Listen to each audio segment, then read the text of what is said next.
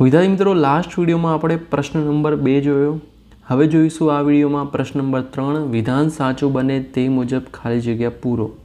ડિસ્ક્રિપ્શનમાં તમને આખું પ્લેલિસ્ટ મળી જશે, જેમાં આપણે તમામ દાખલા ડિટેલમાં જોયા છે, એકદમ બેઝિક રીતે, જેથી તમને આવડી જાય.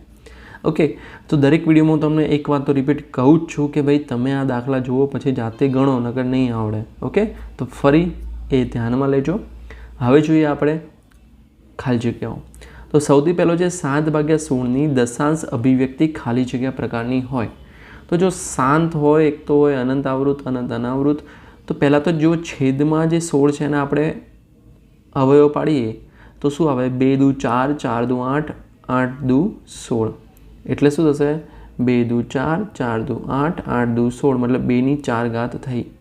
તો જ્યારે છેદમાં યાદ રાખજો 2 કે 5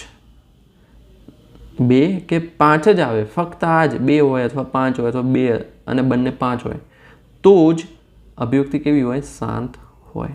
બરાબર? કેમ? કારણ કે આને 5ની 4 વડે ગુણે છે અને ઉપર પણ 5ની 4 વડે ગુણીએ તો છેદમાં શું થઈ જશે? 2 × 5ની 4 ઘાત એટલે 5 દુ 10. બરાબર? ઉપર જે આવે એટલે છેદમાં 10ની 4 ઘાત એટલે પોઈન્ટમાં જવાબ આવશે. જ્યારે પોઈન્ટમાં જવાબ આવે ને 1, 2, 3, 4, 5 સંખ્યા પછી મતલબ આગળ શેષ શૂન્ય આવી જાય ભાગાકાર કરીએ એટલે, તો એવા પ્રકારની અભિવ્યક્તિને શાંત પ્રકારની કહેવાય. જેમ કે 1.5, 2.25, 7.75, 28 એમ. અને જે રિપીટ થતી હોય, બરાબર, કે ભાઈ 16, 16, 16, 16, બરાબર, અનંત આવૃત જે રિપીટ થતી ના હોય પણ સતત ચાલે જ જાય, બરાબર, ભાઈ 1, 2, 3, પછી 1, 2, 2, 3, 1, 2, 2, 2, 3, બરાબર, આ પ્રકારની. ઓકે, હવે નેક્સ્ટ છે 0.3212 ને નું P/Q સ્વરૂપ. હવે જુઓ 0.3212 એટલે ઉપર લીટું છે, બે સંખ્યા ઉપર છે, મતલબ આ રિપીટ થશે. તો 0.32, 32, 32. આને આપણે x સારી લઈએ. ઓકે, હવે હું શું કરું છું? જેટલા પોઈન્ટ પછી જેટલી સંખ્યા હોય એટલા વડે ગુણવાના. 100x એટલે શું આવશે? 100 × 0.32, એટલે પોઈન્ટ 2 પોઈન્ટ પાછળ એટલે 32.32, બરાબર. હવે આને આપણે એક તો પેલી રીત મેં તમને કીધી હતી, બરાબર, મતલબ જે વિભાગ બીમાં જે આવશે એમાં પણ આ ટાઈપનો દાખલો પૂછી શકે, એટલા માટે આપણે ડિટેલમાં જોઈએ હમણાં. હવે આ બંને, આ સમીકરણ 1 છે, આ સમીકરણ 2 છે, એની બાદબાકી કરો. અથવા આને હું એવી રીતે લખું 100x, 32ને અલગ કરી દઉં, 32 + 0.32, 32 લખી શકું. હવે આ શું છે? આ x છે, તો 100x = 32 + x. હવે આ x આ બાજુ જશે તો 100x - x = 32. તો 99x આવશે બરાબર 32. તો x = 32/99. તો આ તમારો જવાબ આવશે. શું આવશે? 32/99. ઓકે, એકદમ ઇઝી દાખલો હતો. 2 ગુણમાં પણ આ દાખલો પૂછી શકે, એટલા માટે આપણે ડિટેલમાં જોયો. હવે જોઈએ નેક્સ્ટ દાખલો. તો નેક્સ્ટ દાખલો શું છે? જો a = 2 અને b = 3 તો a ની b ઘાત અને અહીંયા b ની a ઘાત છે, બરાબર. તો હવે અહીંયા શું આવશે? અહીંયા એકચ્યુઅલી એમ કહેવા માંગે છે ભાઈ બરાબર આવશે, ગ્રેટર ધેન આવશે, લેસ ધેન આવશે, શું આવશે? તો a = 2, તો a = 2 મૂક્યા, b = 3 છે તો મૂક્યા, b = 3 છે અને a બરાબર શું છે? 2. તો હવે 2 ની ઘન એટલે 2 દુ 4, 4 દુ 8, 3 તરી 9. હવે 8 શું છે? નાના છે એટલે લેસ ધેન આવશે. 8 લેસ ધેન 9 એટલા માટે લેસ ધેન આવશે. જો કે અહીંયા ઓપ્શન આપવો જોઈએ, બાકી એમ પણ તમને ખ્યાલ આવી જાય કે ભાઈ આ શું કહેવા માંગે છે. ઓકે, હવે આવો દાખલો આવશે તો તમને આવડશે. હવે 3 + (2 × 3 - હવે x + y છે, x - y છે, તો x² - y² આવે. તો શું આવશે? 3 નો વર્ગ - વર્ગમૂળમાં 2 નો વર્ગ. હવે 3 નો વર્ગ 9 - વર્ગમૂળમાં 2 નો વર્ગ 2, 9 માંથી 2 જાય તો 7. તો જવાબ આવશે અહીંયા 7. હવે વિદ્યાર્થી મિત્રો જોઈએ 5મો દાખલો. જોઈને થોડો એમ લાગે કંઈક અલગ જ ટાઈપનો છે, પણ છે સહેલો. એકવાર મેથડ સમજી લો. m - 2 = 1 છે. હવે હું પહેલાં આને અલગ પાડી દઉં. તો જ્યારે બાદબાકી હોય મતલબ ઘાતનો શું થાય? ભાગાકાર થાય ને, આપણે અલગ કરીએ તો x/m / x² = 1. હવે x² હું અહીંયા લઈ જાઉં તો શું આવશે? x/m = x² × 1 એટલે એના જ. હવે અહીંયા x છે, અહીંયા x છે, તો m બરાબર કેટલા આવશે? 2. તો જવાબ મળી ગયો. ઓકે, ત્યારબાદ નાનામાં નાની પૂર્ણ સંખ્યા તો 0 આવશે. નાનામાં નાની 0 છે. હવે એક્સ અક્ષ પર આવેલું અને વાય અક્ષની જમણી તરફ, હવે જો આપણે દોરીએ તો આ એક્સ અને વાય, એક્સ અક્ષ ઉપર છે અને વાય અક્ષની જમણી બાજુ ઉગમ બિંદુથી 5 અંતરે, મતલબ અહીંયા 5, તો શું આવશે? અહીંયા આમ બિંદુના અહીંયા 5 0, એકદમ સિમ્પલ છે 5 0. એક્સ અક્ષ તથા વાય અક્ષના છેદ બિંદુને શું કહેવાય? તો ભાઈ ઉગમ બિંદુ કહેવાય. ઓકે, શું કહેવાય? ઉગમ બિંદુ. એકદમ ઇઝી જ દાખલો છે, બરાબર. આઈ એમ શ્યોર તમને ખબર પડી ગઈ હશે. હવે તમે જલ્દીથી પહેલાં ચેનલને સબસ્ક્રાઈબ કરો, તમારા મિત્રોને શેર કરો, બરાબર. હવે આ બંને શું છે? સમાન બિંદુઓ છે. તો બિંદુ એક્સ વાય, તો એક્સ વાય શોધવા પડશે. તો આ બંને સરખા છે, તો મતલબ શું લખી શકાય? અહીંયા હું ગણું છું, એક્સ વત્તા 2 4 બરાબર 5 વાય ઓછા 2. આ બંને સરખા, તો એક્સ વત્તા આનો એક્સએમ અને આનો એક્સએમ સરખો થશે, તો એક્સ વત્તા 2 બરાબર 5, 2 પેલી બાજુ જાય તો 5 ઓછા 2, તો 5માંથી 2 જાય તો 3. હવે આ બંને સરખા છે, તો વાય ઓછા 2 બરાબર 4 લખાય, અને વાય બરાબર શું આવશે? પેલી બાજુ જશે 4 વત્તા 2 એટલે 6. હવે એક્સ વાય બિંદુ કયું થયું? કે ભાઈ 3 6, મતલબ પ્રથમ ચરણમાં આવશે, તો જવાબ આવશે પ્રથમ, બરાબર. તૃતીય ચરણમાં આવેલા બિંદુનું વાયામ ઋણ હોય, તૃતીયમાં તો બંને ઋણ હોય. તમને ખબર જ છે, આ ફરી રિવિઝન થઈ જાય, plus plus minus plus minus minus plus minus. Okay, x અક્ષ પર આવેલા બિંદુનો વાયામ 0 હોય. બિંદુ ઓછા 2 8, એક્સએમ માઇનસ છે, વાયામ પ્લસ છે, મતલબ દ્વિતીય ચરણ. શું આવશે? દ્વિતીય ચરણમાં છે.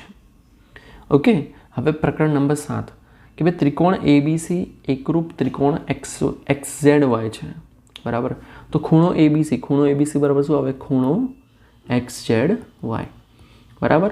એકરૂપતાને આપણે શરત પ્રમાણે કે ભાઈ એ બરાબર એક્સ હોય, બી બરાબર ઝેડ હોય અને સી બરાબર વાય હોય, એટલે XZY. હવે ત્રિકોણ PQR સમરૂપ એકરૂપ આવશે, એકરૂપતાનો સિમ્બોલ છે ત્રિકોણ YXZ. જો PQ બરાબર 4 સેમી હોય, QR બરાબર 5 સેમી હોય, RP બરાબર 6 સેમી હોય.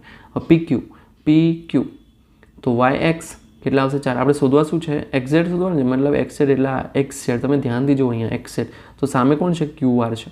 તો QR કેટલા છે? 5 છે, મતલબ જવાબ અહીંયા આવશે 5 સેમી. આ પૂછાય ને તો તમારે બે રોકડિયા માર્ક્સ છે, બરાબર, ક્યાંય જાય નહીં, ધ્યાનમાં લેજો. હવે જો A બરાબર B છે, હવે ત્રિકોણ ABC લખી દઈએ, ABC. આ બંને સરખા છે, તો ખૂણા જે સરમાન હોય ને એની સામસામેની બાજુ કેવી હોય? સરખી હોય, એટલે કે AC બરાબર BC હોય, AC બરાબર BC હોય, એટલે કે BC અને AC બાજુઓ સમાન હોય. સમાન બાજુવાળા બે ખાલી જગ્યા ત્રિકોણ હંમેશા એકરૂપ થાય. કયા? સમબાજુ ત્રિકોણ. ભાઈ સમબાજુ ત્રિકોણમાં ખૂણા 60 હોય અને બધી બાજુ તો સરખી જ હોય. હવે ત્રિકોણ PQRમાં PQ બરાબર QR છે, બરાબર RP છે, ત્રણ બાજુ સરખી છે, મતલબ સમબાજુ ત્રિકોણ છે, મતલબ એના ખૂણાનું માપ 60 અંશ થાય. ત્રિકોણ ABC અને ત્રિકોણ PQR માટે A બરાબર P છે, B બરાબર R છે, C બરાબર Q છે. ઓકે, હવે જો A બરાબર P, તો એની સામે P લખીશું, Bની સામે R લખીશું, ઓકે, અને Cની સામે Q લખીશું. હવે બાજુ જોઈ લઈએ એકવાર. AB બરાબર PR, તો ABની સામે PR આવી ગયા. BC બરાબર QR, તો BC બરાબર QR, યસ છે, એમ તો RQQR સરખા જ હોય. અને AC બરાબર PQ, તો PQ. તો ત્રિકોણ ABC એકરૂપ શું થાય? PRQ છે ને સિમ્પલ, તો ત્રિકોણ PRQ જવાબ આવશે. ઓકે, હવે જોઈએ પ્રકરણ નંબર 11. કોઈ પણ શંકુ માટે L વર્ગ બરાબર શું આવે? હવે ત્રાસી ઊંચાઈનું સૂત્ર છે, તો L નો વર્ગ બરાબર શું આવે? વર્ગમૂળ નીકળી જાય. જો L બરાબર વર્ગમૂળમાં R નો વર્ગ વત્તા H નો વર્ગ આવે, એટલે L નો વર્ગ બરાબર શું આવે? R નો વર્ગ વત્તા H નો વર્ગ. R એટલે ત્રિજ્યા અને H એટલે ઊંચાઈ. શંકુની કુલ સપાટીનું ક્ષેત્રફળ. હવે શંકુની કુલ સપાટીનું ક્ષેત્રફળનું સૂત્ર શું છે? પાઈ R કૌંસમાં L વત્તા R, જ્યાં આ જે R છે એ શંકુની ત્રિજ્યા છે, H છે ઊંચાઈ છે, L છે ત્રાસી ઊંચાઈ છે, બરાબર. બધું સૂત્રો તમે જ્યારે તૈયાર કરી લેવાના, બરાબર, પૂછાય છે. બે ગોળાના વ્યાસનું ગુણોત્તર 3:5 છે. હવે જો ગોળાનો વ્યાસનો ગુણોત્તર 3:5 છે, તો એમના ક્ષેત્રફળનો ગુણોત્તર કેટલો થાય? તો સિમ્પલ આનો વર્ગ કરી લેવાનો. 3 તરી 9 જેમ પાયો 25, 9 જેમ 25 કેમ આવ્યો? તો જો ગોળાનું ક્ષેત્રફળનું સૂત્ર શું આવે? 4 પાઈ R નો વર્ગ. હવે જો 4 પાઈ R નો વર્ગ એટલે 4 એટલે 2 નો વર્ગ થાય, બરાબર, 2 નો વર્ગ થાય. ઓકે, તો આપણે ક્યાં હતા વચમાં? એકદમ ભાઈ અમારો છોકરો આવી ગયો, બરાબર. હવે જો 2 નો વર્ગ 4 છે આરનો વર્ગ. ઓકે, હવે 2 ને આરને જોડે લખી દઈએ, ઘાત સરખી છે તો 2rનો વર્ગ. હવે 2r એટલે વ્યાસ થાય એટલે ડીનો સ્ક્વેર, એટલે પાઈ ડીનો સ્ક્વેર આવે. એટલે સિમ્પલ કે ભાઈ બંનેના વર્ગો જેટલો વ્યાસનો ગુણોત્તર છે એટલો વર્ગોનો ગુણોત્તર તમે લખી શકો. એટલે આ રીત છે, બરાબર, સિમ્પલ. એટલા માટે વર્ગ આવ્યો. 3નો વર્ગ 9 અને 5નો વર્ગ 25. એક શંકુનું ઘનફળ આપેલું છે, કેટલું છે? 61/60. હવે 1/3 પાઈ આર વર્ગ સૂત્ર આવે, બરાબર. બરાબર કેટલા છે? 61/60. હવે આપણને ઊંચાઈ આપેલી છે, તો પહેલાં તો આપણે બધી 1 મિનિટ આપણે શોધવાનું શું છે? ત્રિજ્યા કરતાં બનાવી દઈએ. તો આરનો વર્ગ બરાબર 61/60 છેદમાં 3 છે તો ગુણ્યા 3 ભાગ્યા h, અને પાઈ તો છે જ, બરાબર. હવે તમે જુઓ અહીંયા 61/60 ગુણ્યા 3 એમના એમ. ઓકે, hની કિંમત મૂકી દઈએ. hની કિંમત કેટલી આવશે? 30 આવશે. પાઈની કિંમત 22/7, બરાબર.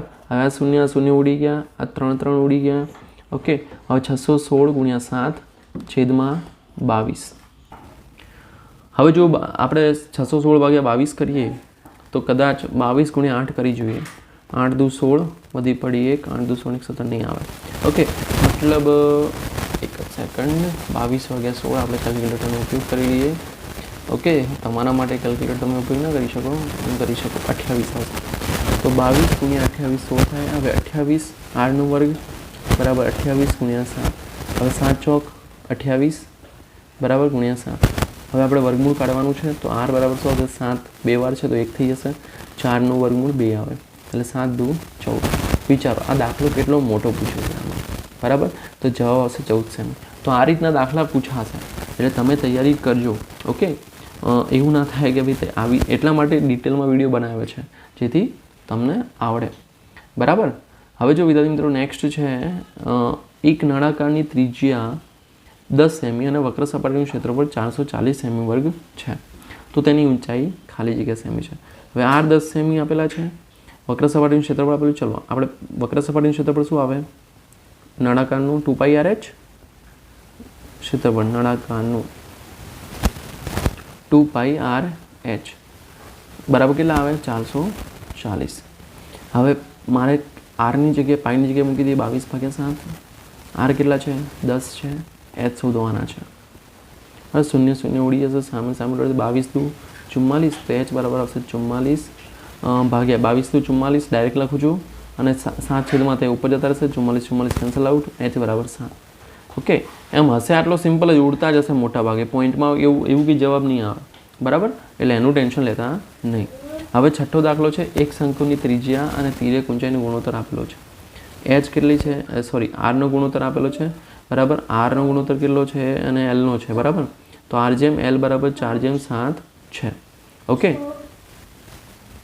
તો r/l બરાબર 4/7 થાય. હવે આપણે શું શોધવાનું છે? તેની કુલ સપાટીનું સૂત્ર શું આવે? પાઈ આર કૌંસમાં l વત્તા r, બરાબર. હવે એનું વક્ર સપાટીનું ક્ષેત્રફળ શું આવે? તો આપણે ભાગાકાર જ કરી લઈએ. પાઈ આર એલ, પાઈ આર કેન્સલ થઈ ગયા. એલ વત્તા આર ભાગ્યા એલ થયા, રાઈટ. તો હવે એલ ભાગ્યા એલ, આર ભાગ્યા એલ લખી દઈએ. એલ કેન્સલ આઉટ, 1 વત્તા આર ભાગ્યા એલ. હવે આર ભાગ્યા એલ કેટલા આવેલા? 4/7. તો 1 વત્તા 4/7, 7 × 7, 7 ને 4 11, 11/7 આવશે, બરાબર. તો જવાબ શું આવશે? 11/7, એટલે કે 11/7 ગુણોત્તર થાય. વિચારો કેવો દાખલો છે, તમને જોઈને લાગે આ કેવી રીતે કરીશું. એકદમ મતલબ થોડું હવે તમને આવડશે કે ભાઈ ત્રિજ્યા એટલે આર અને એલનો ગુણોત્તર આપ્યો. હવે તમારે શું શોધવું છે? કુલ સપાટીનું ક્ષેત્રફળ એટલે પાઈ આર કૌંસમાં એલ વત્તા આર, સૂત્ર મૂક્યું. વક્ર સપાટી લખ્યું, પાઈ આર એલ મૂક્યું, પછી ઉડતા ઉડાડ્યા, પછી અલગ કર્યા. આને અલગ ના કર્યા હોત તો આપણને ના મળે આવી રીતે, એટલા માટે અલગ કરવા પડે, બરાબર. તો 11/7. હવે પ્રકરણ 12, વર્ગ 70-90 ની મધ્ય કિંમત. તો 70 વત્તા 90 ભાગ્યા 2 કરવાના છે. 160 ભાગ્યા 2, 80 દુ 160 એટલે જવાબ આવશે 80. ઓકે, એમાં 70 80 90 વચ્ચે 80 જતા. ત્યારબાદ સમાન વર્ગ લંબાઈ ધરાવતા એક આવૃત્તિ વિતરણના 2 ક્રમિક વર્ગોની મધ્ય કિંમત 72 અને 77 હોય, બરાબર. શું હોય? 72 અને 77 હોય તો વર્ગ લંબાઈ ખાલી જગ્યા હોય. તો જો 72 પછી 77 ક્યારે આવે છે? 5 5 વધે ને, એટલે 5 જવાબ આવશે, બરાબર. વર્ગ 30.5 અને 35.5 તો માઇનસ કરવાના. 35.5 વધે 30.5 એટલે 5 વધ્યા છે એટલે 5 જવાબ આવશે. આવૃત્તિ બહુકોણમાં x અક્ષ પર શું દર્શાવવામાં આવે તો એક્સ અક્ષ ઉપર દર્શાવવામાં આવે છે ચોથામાં વર્ગની મધ્ય કિંમત. અહીંયા આવશે વર્ગની મધ્ય કિંમત. ઓકે, ત્યારબાદ સ્તંભાલેખમાં એક્સ અક્ષ પર શું દર્શાવવામાં આવે તો વર્ગની સીમા બિંદુ, વર્ગ સીમા બિંદુઓ. ઓકે, હવે એના પછી આપેલ વર્ગની ઉધ્વ સીમા અને અધઃ સીમાના તફાવતને વર્ગ લંબાઈ કહેવાય છે. ઓકે, તો વિદ્યાર્થી મિત્રો આ વિડીયોમાં આપણે ખાલી જગ્યાઓ પૂરી કરી. નેક્સ્ટ વિડીયોમાં લાસ્ટ વિભાગ એનો પ્રશ્ન 4 જોઈશું. એના પછી વિભાગ બીના વિડીયો જે ઓલરેડી મૂકેલા જ છે એ પણ તમે જોઈ શકશો. ઓકે, તો વિદ્યાર્થી મિત્રો આઈ એમ શ્યોર આ વિડીયો તમને હેલ્પફુલ થયો હશે, ઘણું બધું શીખવા મળ્યું હશે. જો મળી ગયું તો વિડીયો લાઈક કરો, ચેનલને સબસ્ક્રાઈબ કરો. ફરી મળીએ નેક્સ્ટ વિડીયોમાં. ત્યાં સુધી good bye, take care, all the best.